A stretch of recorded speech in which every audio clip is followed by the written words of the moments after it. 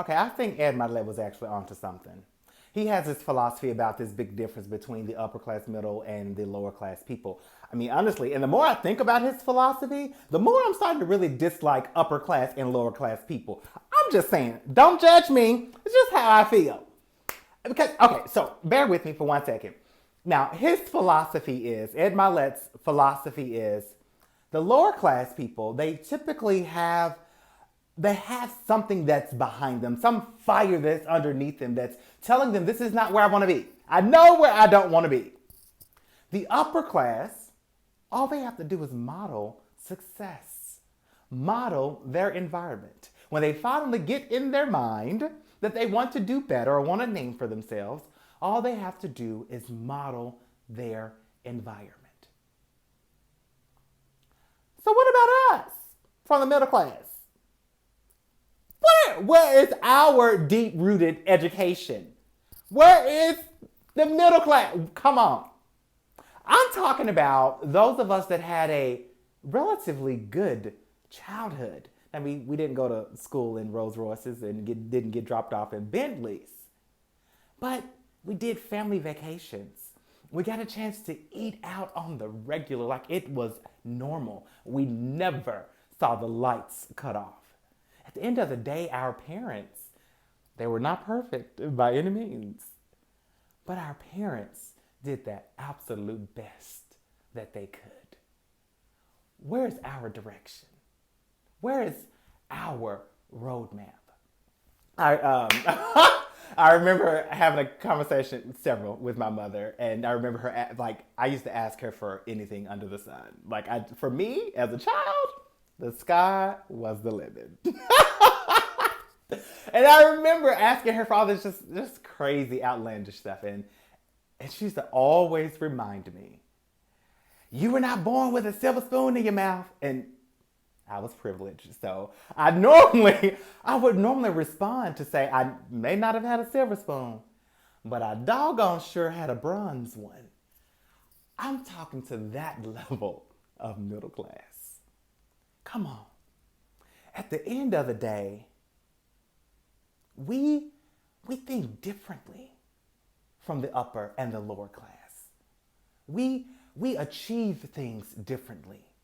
We receive information differently. Where is our book, our road to success? Where is our book to remind us that we have to make sure that we stay focused enough to reach our goals? Where is that book? And honey, before you get started, no, I did not write a book. At the very least, the universe has not led me to write it yet. I just want to remind you that we from the middle class, we're different. And most of the books that we're reading, most of the books that are on the shelves, they were never created with us in mind. And so we have to consistently remind each other that we are enough, that we are good enough, that we have to stay focused. We have to stay rooted in our vision. When our families don't see it, when our friends don't see it, or even our spouses aren't there to support us, we have to remind ourselves that this vision, this goal that we have, it's still possible. We may not have the wealth and the model of success around us of the upper class, and we may not even have our lights cut off, or we may not even be being beat by our parents or our spouses like some of the lower class people may be. We may not have that fire. We may be in a comfort zone where things are okay. Maybe you are in a predicament that's surpassed your parents already at the age of 33. Maybe.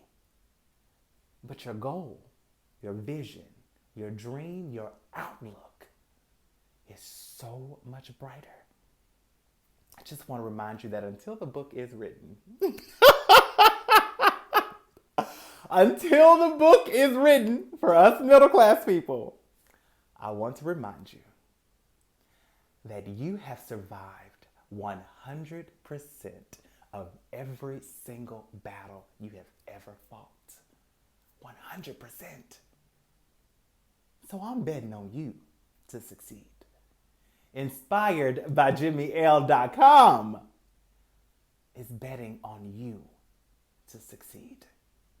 No matter where you are within your middle class realm, I'm betting on you. I would leave you with this last piece of advice, and that is every decision that you make it with a level of integrity.